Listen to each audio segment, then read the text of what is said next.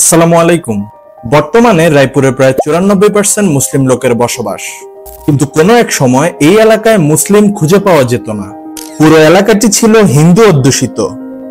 কখন এবং কিভাবে রায়পুর মুসলিমদের দখলে এলো, আজ সে ব্যাপারে আলোচনা করব। রায়পুরের ইতিহাস সম্পর্কে জানতে হলে আমাদের জানতে হবে প্রাচীন বাংলার ইতিহাস সম্পর্কে।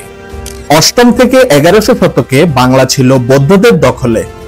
তখন বৌদ্ধ শাসক পাল এই অঞ্চলটি শাসন করত। এরপর 1100 থেকে 1200 শতকের মাঝামাঝি হিন্দু শাসন আমল শুরু হয়।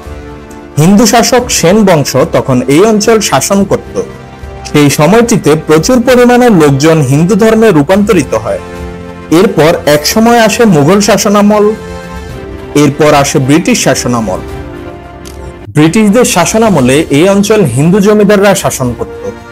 ব্রিটিশ আমলে রাজা রায় বাহাদুর, ক্ষেত্রনাথ রায়, পেয়ারালাল রায়রা রায়পুরের বিভিন্ন অঞ্চলের শাসক ছিলেন এবং পরবর্তীতে তাদের নামানুসারেই এলাকার নাম রায়পুর হয়।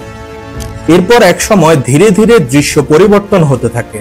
রায়পুরে ইসলাম ধর্ম ছড়ানোর সূত্রপাত হয় আজ থেকে প্রায় 250 বছর আগে। তখন এখানে ইসলাম ধর্ম প্রচার করার জন্য ধর্মপ্রচারকদের আগমন ঘটে। তারা ধীরে ধীরে সিন্ধু, গুজরাট, মাদ্রাজ, কলকাতা হয়ে বাংলায় এসে বিভিন্ন অঞ্চলে ছড়িয়ে যান এবং জনগণের মাঝে ইসলামের দাওয়াত দেওয়া শুরু করেন। রায়পুরে এমন অনেক ধর্মপ্রচারকদের আগমন ঘটে, যাদের মধ্যে উল্লেখযোগ্য ছিলেন পীর ফজলুল্লাহ সাহেব। তিনি অষ্টাদশ শতাব্দীর শেষ দিকে রায়পুরে আগমন করেন। তারপর তিনি রায়পুরের বিভিন্ন অঞ্চলে যান এবং সবাইকে দ্বীনি দাওয়াত প্রচার করা শুরু করেন। তার হাত ধরেই নির্মাণ হয় বিভিন্ন মসজিদ এবং ধর্মীয় প্রতিষ্ঠান।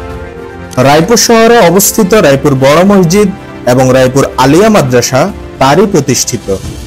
এছাড়াও পীর ফজলুল্লাহ জামে মসজিদ এবং পীর ফজলুল্লাহ ইসলামী মিশন দাখিল মাদ্রাসাও তারই অবদান।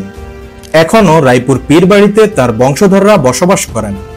তবে রায়পুরে ইসলাম প্রতিষ্ঠা এত সহজ ছিল না।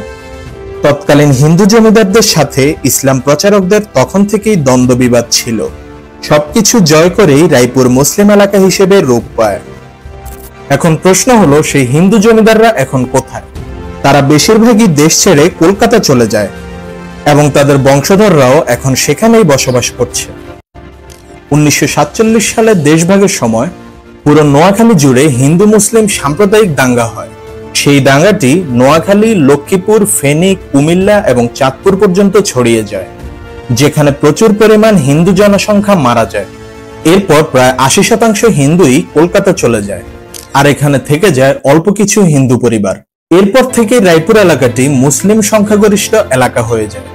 এরপর ধীরে ধীরে বংশ বিস্তার হতে হতে আজ রায়পুরে মুসলিম জনসংখ্যা 94%।